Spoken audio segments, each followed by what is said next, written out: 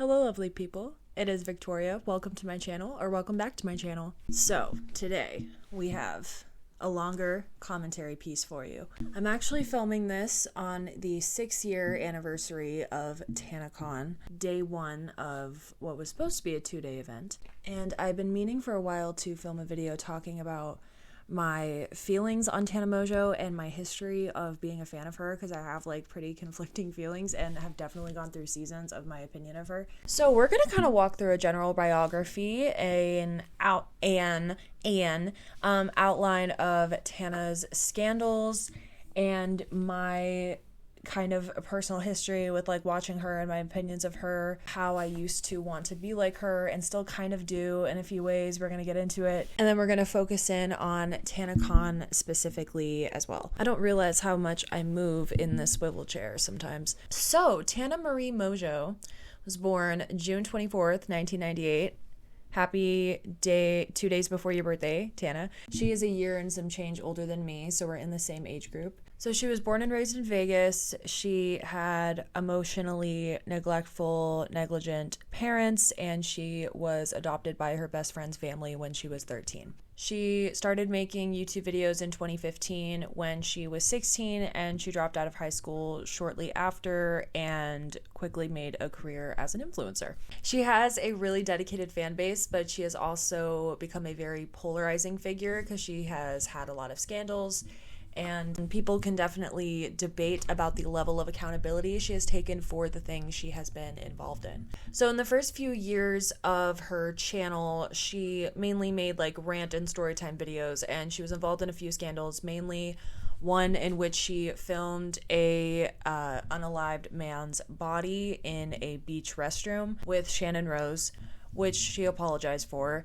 She had a scandal where she was talking badly about her assistant, and then her assistant did a video talking about her being basically just terrible to work for, and she was making like below minimum wage, only for Tana to talk on You Now about just like how shitty she was, and yeah, how she like paid her such good money and she paid her way too much money, and she did such a shitty job, she couldn't do anything right, basically. And then something that would definitely have further repercussions for her after were the fact that there were some videos of her saying the N-word, one of which in particular she is especially angry. She like really spits it. She later on would claim that she thought from growing up in Vegas that it meant homie or friend. And also she listened to like a lot of rap music, and that was the context in which she viewed that word, and she didn't know any different. Then I look back to the spite that she said that in that video is like, you were saying that with anger. But yeah, so a lot of people have just never really bought that and didn't really think she fully took accountability for that. And then that would kind of lead into the iDubbz thing. So this is when I first heard of Tana. I was a senior in high school. I don't know if it was on my homepage or if I saw, or like just so many commentary channels were talking about it at the time because it was such a big thing. Tana had previously tweeted iDubbz saying he used the N-word in his video and to unalive himself. And then because Tana was being hypocritical because she had previously said the N-word and there was video evidence of it, iDubbz then went to her show and made a video out of meeting her in her meet and greet, taking a picture with her and having this whole thing where he goes, say N-word, and Tana is super uncomfortable, walks off, and then he gets escorted out and is not allowed to re-enter, and he's having this whole thing where he's like, I'm VIP. Then he does a content cop about her, and Tana ends up being the villain in the situation, which obviously like you should never tell people to unalive themselves, but like confronting her with a racial slur at a meet and greet,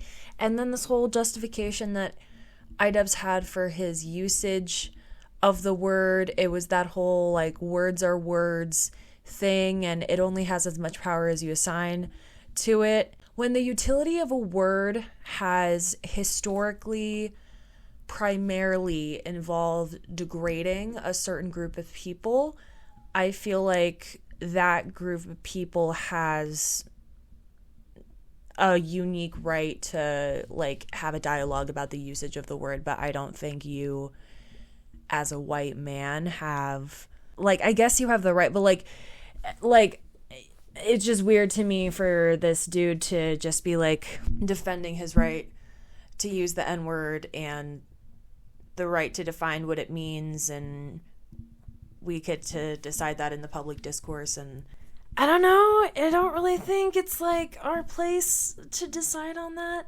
And I definitely understand Tana feeling uncomfortable with a confrontation like that at that event. At the time, I kind of was just on the public side and thought that she was like being over dramatic, because she was kind of like exaggerating she was like, yeah, kind of misrepresenting the details of what actually happened, saying that he was like putting her in a chokehold when he like had his arm around her waist and stuff like that. But overall, especially looking back, I do understand her being uncomfortable. I kind of wish I had more at the time, but even at the time, I gradually started watching more and more of her content. And at first, it was almost immediately like a guilty pleasure thing, because her content is like pretty obnoxious. It's pretty dumb, especially like around like the 2017 thing. I would watch like the Q&A she did with her best friends and just be like, they're so obnoxious, but I'm still like watching it. By August 2017, I think it took me about 6 months, and I was just like full on binge watching her videos, all of her like Elijah Daniel collabs, the story time about fighting with a couple in the airport, the teacher that hated her thing. She had a freaking video of watching her friends have sex in front of her. She was just doing a bunch of wild shit, and my fixation on Tana probably came at a really bad time, because I was starting college and I was subconsciously looking for distraction traps and just things to get fixated on to distract me from the things that I knew I needed to do but was feeling overwhelmed by.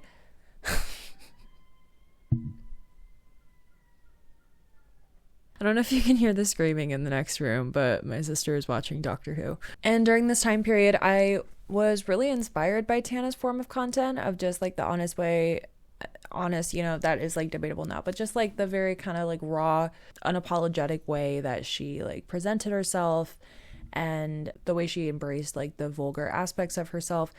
And yeah, she was just like trashy and funny and entertaining and relatable and charming, but also like super annoying and obnoxious, and I don't know, just like brain candy, guilty pleasure person that I like resonated with and found really entertaining.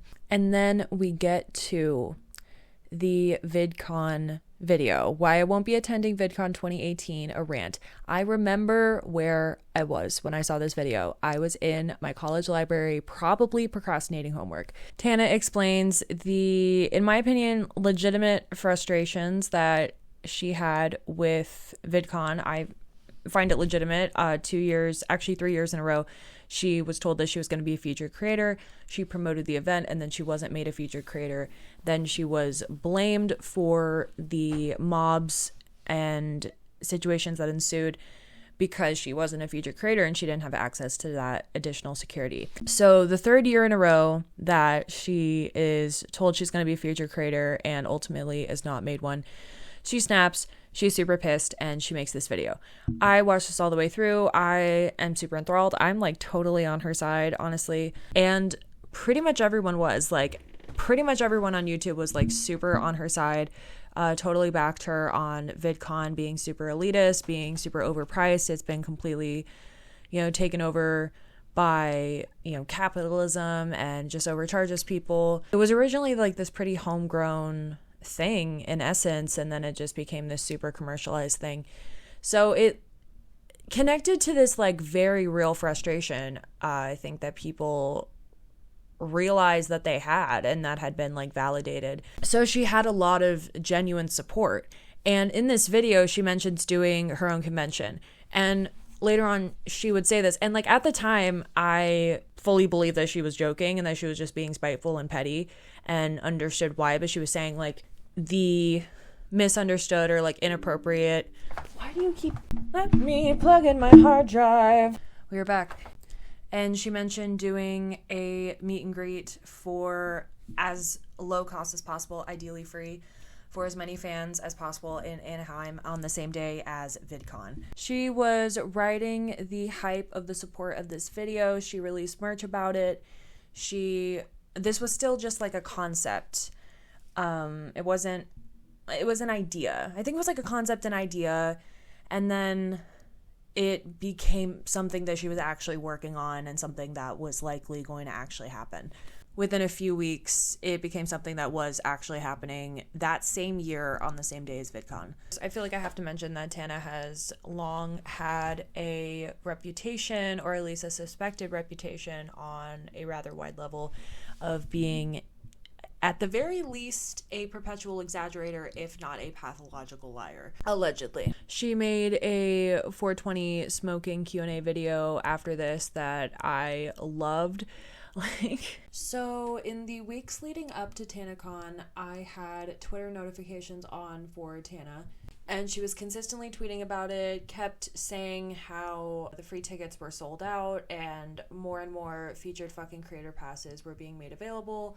I was considering shelling out more money than I could afford to travel to a different state to go to TanaCon, because I thought it was going to be that awesome, because it looked freaking awesome. The lineup was amazing. Let's go through the lineup, actually. At least, like, the people that I know and that I feel speak to the level of hype that ended up being generated about this. That, like, initially didn't seem like an actual idea, and to Tana even wasn't an actual idea, and then became a real one, and then became one that people were really excited about. So I don't know where I can find a full lineup, but just to give you an aperitif, the lineup ended up including Shane, Ryland, Andrew, Morgan was on that as well, Bella Thorne, Elijah Daniel, Ricky Dillon, Emma Chamberlain, Chris Clemens, Lena the Plug, Adam 22,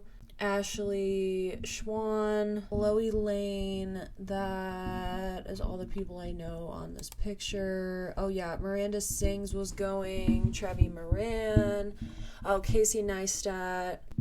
So basically, TanaCon ended up being a complete wash.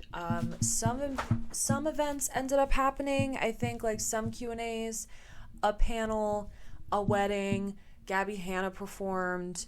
Just the structure of the event and everything, it just ended up completely collapsing. They were banking on being able to cycle through people like an amusement park ride or something. They knowingly oversold the event, and Tana admits to knowing that the event was oversold, but she says that she was reassured that it would end up working out with the way that they cycled through people and the way that they set it up, the way that different events would be happening in different rooms, that it would just end up panning out. I just sat through Tana's hour-long TanaCon, the good, the bad, and the ugly video, and she talks about how basically, like, at every corner, she chose to believe Michael and his people that she said ended up admitting to lying to her the entire time because they were so afraid of him, despite multiple people telling her not to listen to him, and she expresses regret over not listening to them.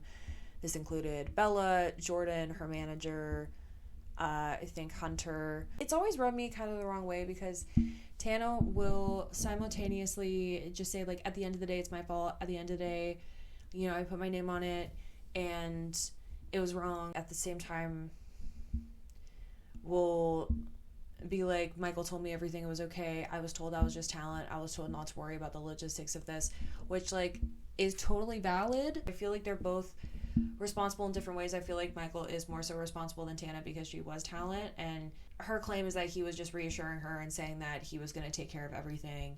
She was told not to worry about anything and told that basically whatever she wanted she could get. And then Michael, in the Shane Dawson documentary that he later on made, the video that he later made, Michael would just say, like, Tana would just tweet and we'd have to abide by it. She would tweet that the gift bags were going to be worth 4 times the value of the ticket and we just had to figure it out. But she didn't want to call makeup companies. She didn't want to help us figure shit out. She was off in Hawaii and da-da-da. And then she later on, Tana ended up just really resenting that and being like, you were traveling as well.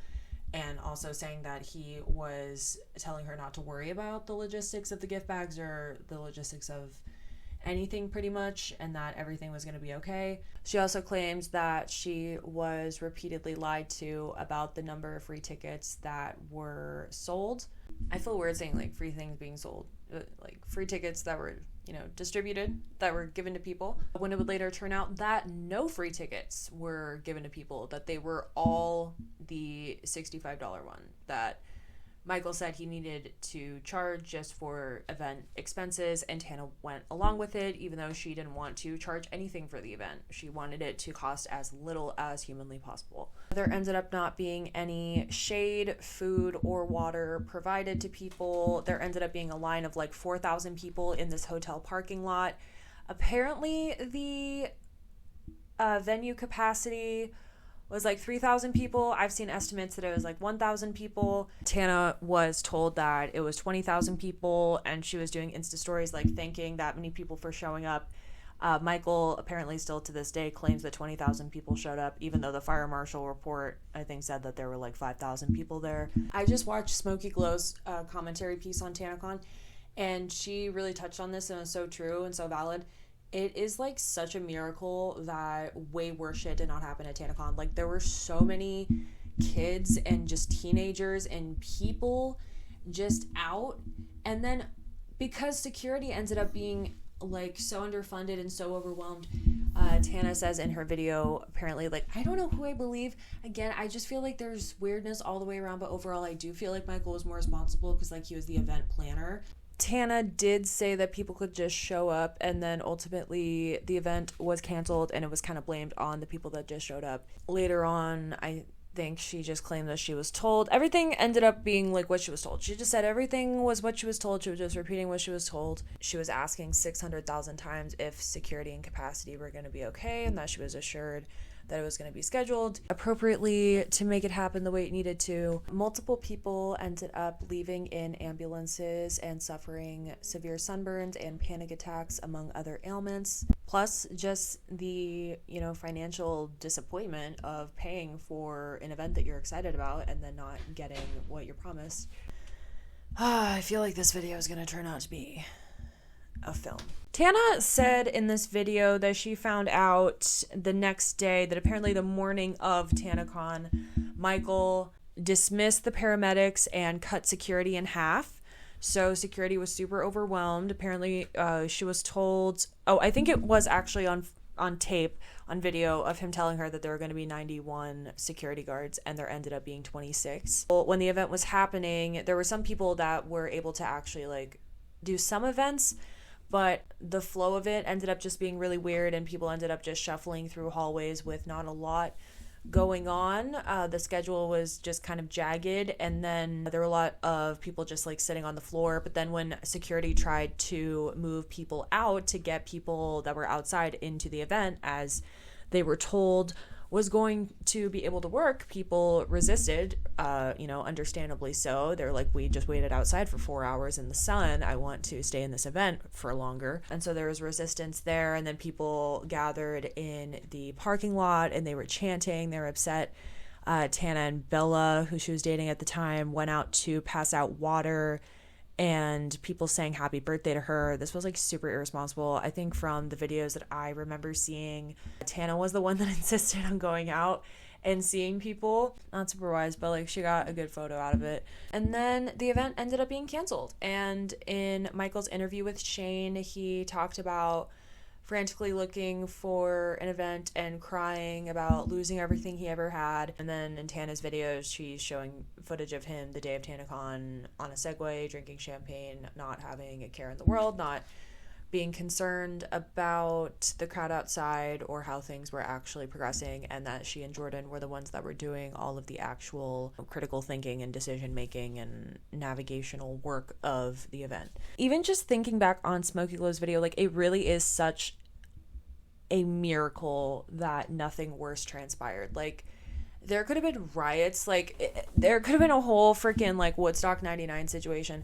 in this parking lot, because with like the heat stroke and things, like people are hungry and thirsty and being like charged and not getting what they received, and just with like tempers and stuff, I'm just surprised like it didn't get worse than it did. And pretty immediately after, Shane Dawson, who was like one of the most beloved YouTubers at the time, which is so weird to think about now, and I like totally loved him. It's like so disgusting to think about because he's like honestly repulsive to me, but at the time he was like my favorite YouTuber. It was a short-lived time of him being my favorite, but it was like super real. Shane was by far the highest name. Like, he was top of the bill at this event, so people were definitely waiting on him to respond. I feel like more people, if not at least as many, were going to see Shane as they were going to see Tana, because at the time, like, he never did meet and greets. The only chance you had of meeting him was if you met him on his book tour. But a few days after, I keep turning around from my computer, but a few days after the event, Shane was tweeting saying he was going to do a documentary investigating just what happened and talking to people and trying to get to the bottom of who was actually at fault for the situation. He ended up releasing this docuseries, I think within a week, maybe within 10 days of TanaCon. It was super quick. He talked to some girls that were there. He talked to Michael Weiss. He talked to Tana. And there were a lot of mixed opinions about this docuseries. I had pretty mixed opinions, and this was honestly kind of the beginning of the end for me as far as supporting Shane. This ended up being comparatively like pretty minor against everything else, but he was calling this a documentary, but there were just like a lot of very non-objective things about the way he handled it, like the way in particular that he handled the video evidence of Tana being told that 5,200 tickets were being sold and the venue would not hold that many, and she was saying, I love that for us, and saying people love to be oppressed outside. And she says it like pretty seriously, but Shane was later asked about that on Twitter, because nothing was said about that in the docuseries where he's apparently talking about it and investigating it. And he was asked about that on Twitter and he said, I asked her about that off camera and she said that she was just joking, and I believe her. Which, in my opinion, is not an objective, like, documentarian thing to say. Tana did also like deflect quite a few questions, because in the docuseries she is asked while on a FaceTime call with Michael and talking with Shane if she put her own money into it, because she said that she did, and she said she lost money. Michael's saying she didn't put any of her own money into it, and she's asked about it, and she does kind of deflect, and she kind of like tries to talk her way out of it and like distract with talking about things that she's apparently heard behind the scenes about Michael from like people that have worked with him. So it's been really unclear in the year since if anyone received a refund from TanaCon. Initially, it was promised that refunds would be given out, and in this video I keep referencing, Tana says that at the time of her having made the video, 99% of tickets had been refunded. I don't actually know that. On the Tana Mongeau wiki page that I saw, someone was quoted as saying that no refunds were going to be given out. So like, if you bought a TanaCon ticket, please let me know if you ever received a refund for it. I would love to know that. Tana also claimed at the time on her Twitter that she would cover travel expenses for people, which I thought was like excessive. Like, you didn't have to be doing that, dude. Like, I really agree that it seemed like she really impulsively tweeted things, and then she would be like held against that, but then like she would just say that she was told that that would be okay and that she could have whatever she wanted, so she just like went with it. Yeah, she would like simultaneously be like, I was told that this would be okay, but also it's my fault.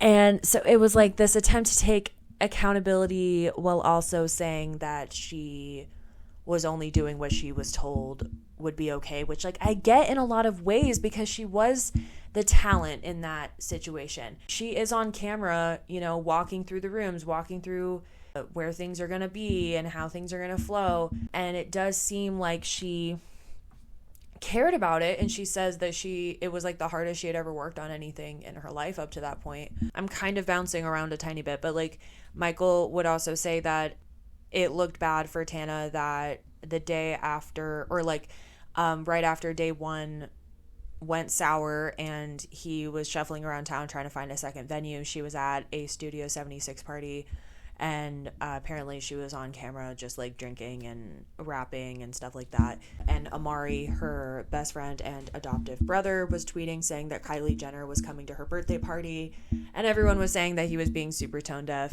Tana would later claim that she was at this party to network and that she had to go, that she was trying to solve the situation, that she was trying to talk to people about what to do, and that she was also in like a security meeting until 4 a.m.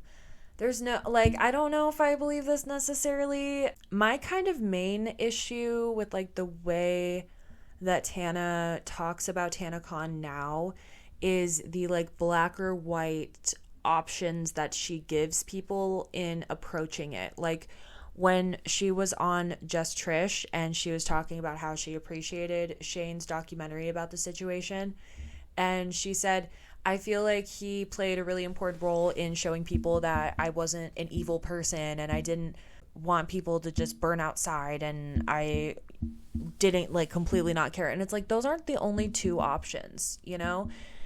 It was like on camera that she knew that this event was oversold, and she was saying, I love that for us, and people love to be oppressed outside, and then like not actually addressing it, and then just saying it was a joke. It was just like a lot of deflecting. And she like tries to own up to, you know, trusting the wrong people, not listening to the people that she should have, believing in this vision, believing she could make this vision come to life because someone was telling her that they could make it happen for her, and they were wine and dining her.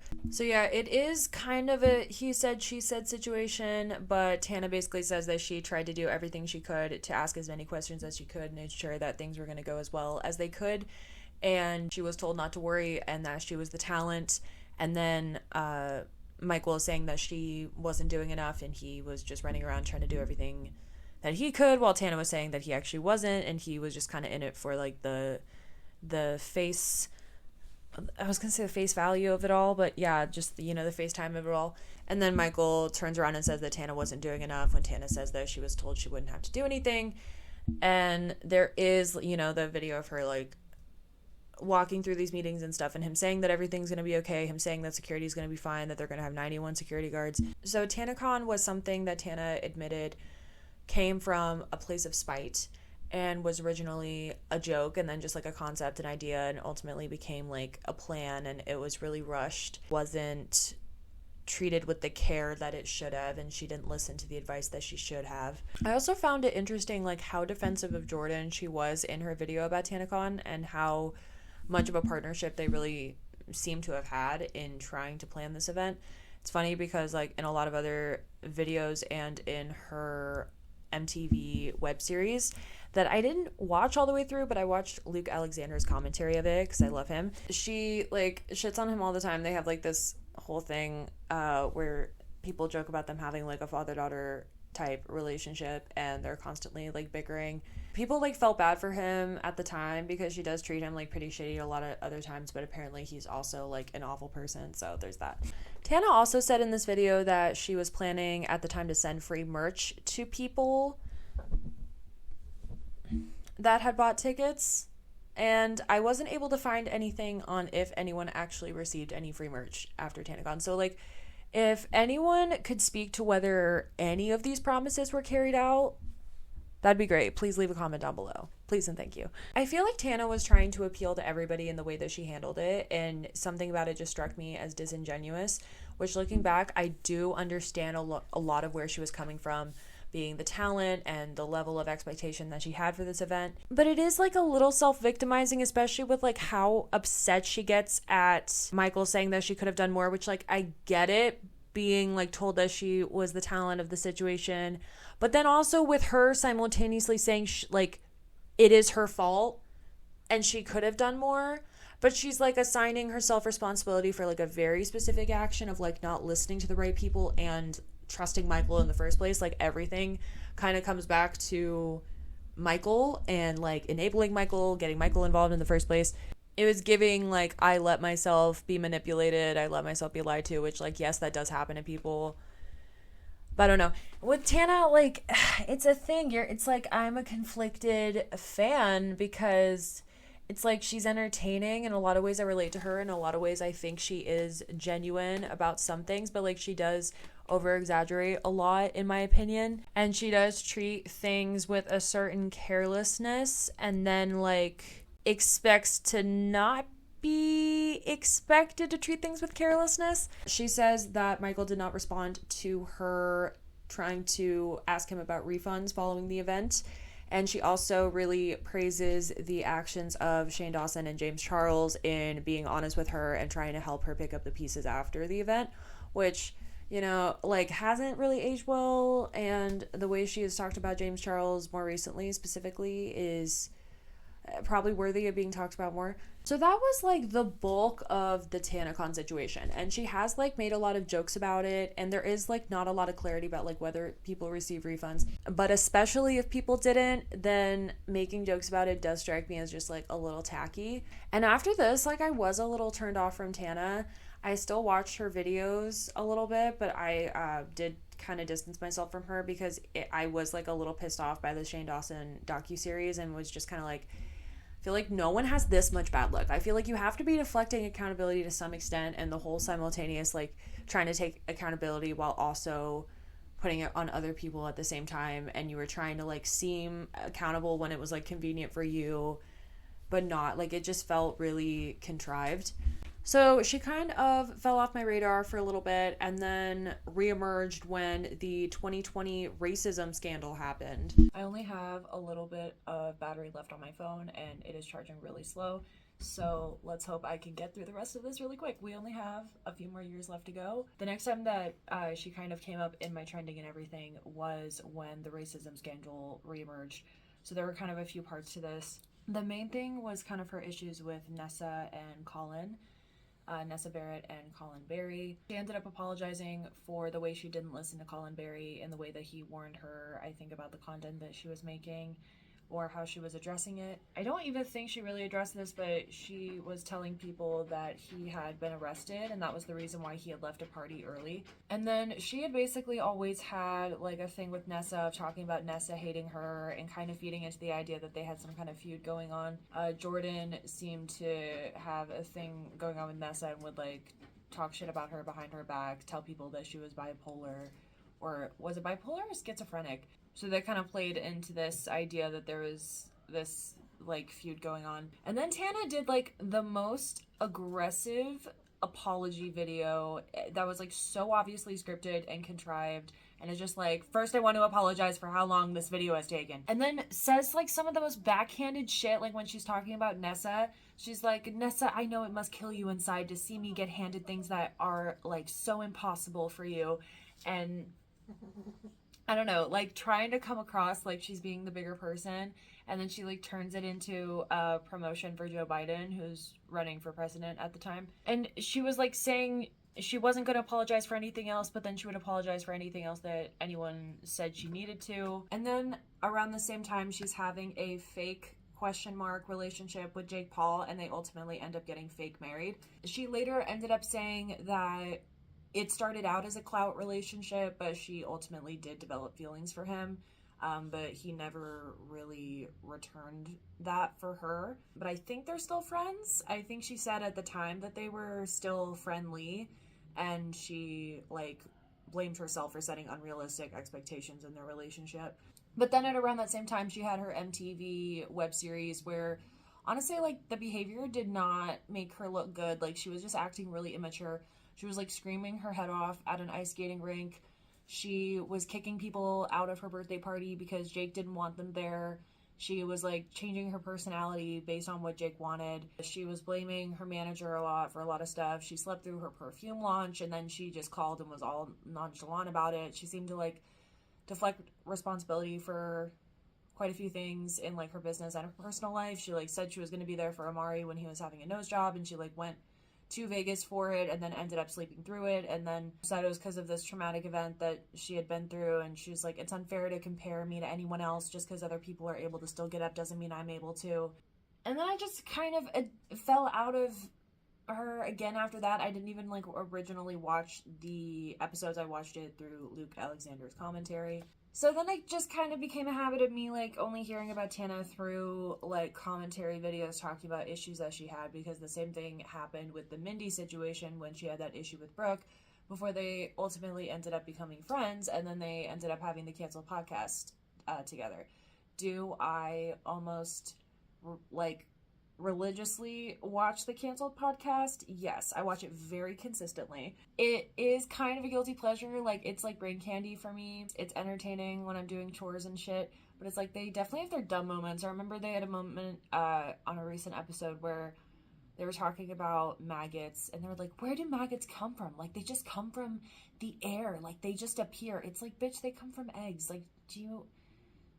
Like, you can Google things, it's okay. And then there was, like, this whole thing recently with, like, Brooke and Bobgate, and, like, taking something an influencer said, like, personally, and people, like, giving her hate, and then talking about Brooke over-exaggerating and whatever.